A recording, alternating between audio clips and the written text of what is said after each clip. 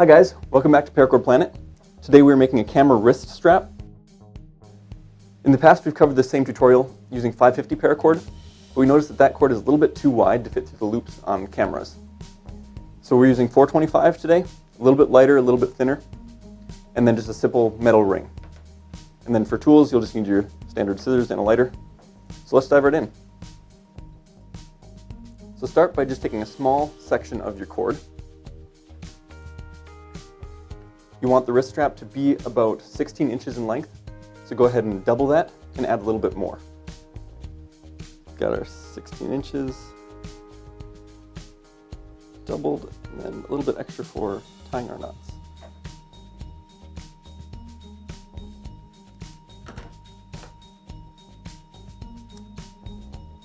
So start by taking your shorter cord and putting it in a full loop with your ends crossing over each other, and then double it up so that you grab the opposite side of your loop. So we're going to kind of make a figure 8. And with each end we're going to be making the double fisherman's loop. It's a very strong knot, and when you're dealing with expensive equipment you don't want your knots to come undone. Now fold one end back on itself, and then wrap it around all 3 strands, twice around, and then through those wraps.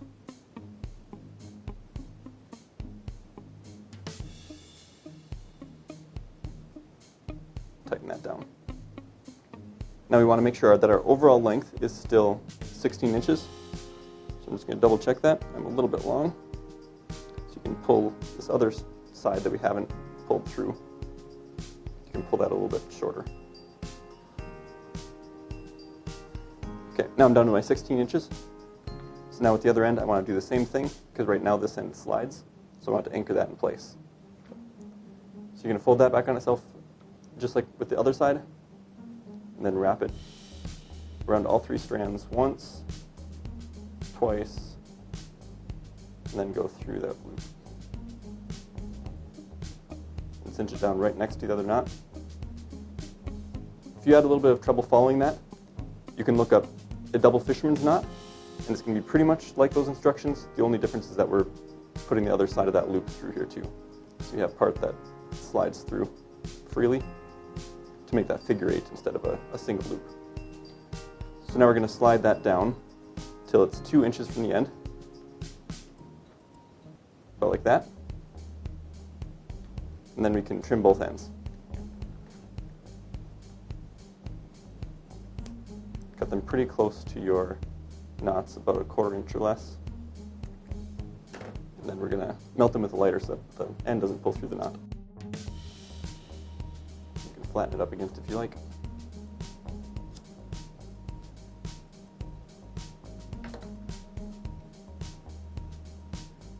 So now that you have your knot in place and the ends cut, this other end that doesn't have the knots on it, we're going to be attaching to this ring. So if you stick your cord through the ring, and then down through that loop, just make a cow hitch, like that. And I'm actually just going to go one more time around to make it a little bit wider of a attachment point. So it looks like that.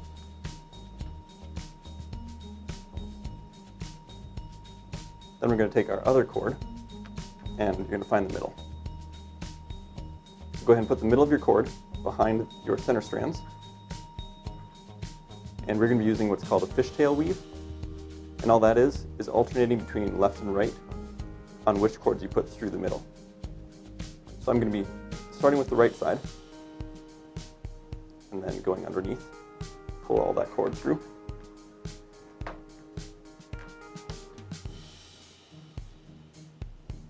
Then we'll use this top cord and do the same thing with that again. Through the middle, pull it through,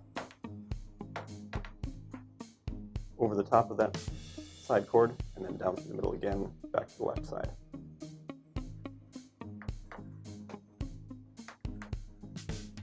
And just make sure those are tight after each weave. It's a little bit hard to see with this pattern of cord. So there's our weave. I'll do that one more time. Taking our top cord and through the middle to the right, and then over the top and through the middle back to the left.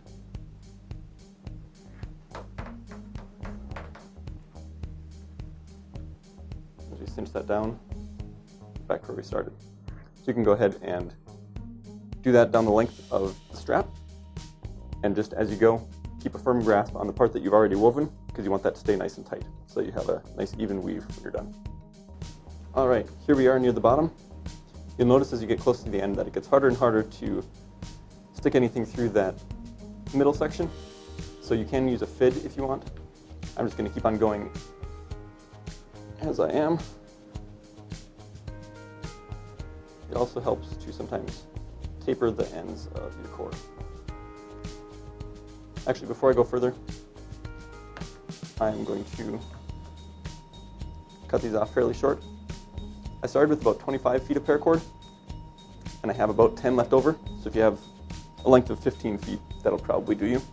To finish it off, I'm just going to do this last strand just down through the middle once, so that they can end side by side.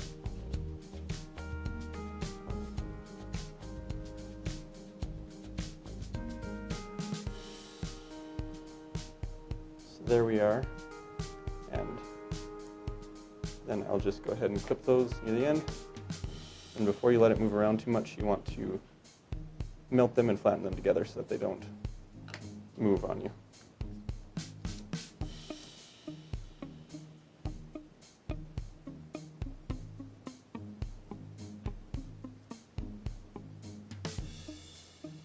So that is all good and finished. Now we're going to show you how to attach it to a camera. Alright, so we've got a DSLR camera here, but it should be the same process with just about any camera. All these loops are approximately the same size. So our strap, first we're going to make it into our wrist loop. So just start by feeding the unwoven loop through the ring. Then go ahead and feed your end through the loop.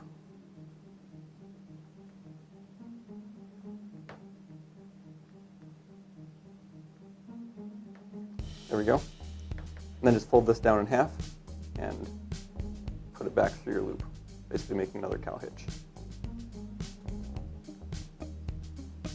Get it through and pull that tight, and slip your hand through. So it stays loose and easy to get on and off, but then if your camera were to fall, it would quickly tighten around your wrist, so you don't lose it over a ledge or drop it on the ground. You can find links to all the supplies used in this video, the paracord and the ring, down in the description. If you enjoyed this video, be sure to hit that like button and subscribe if you want to see more videos in the future. Otherwise, thanks for watching. We'll see you next time.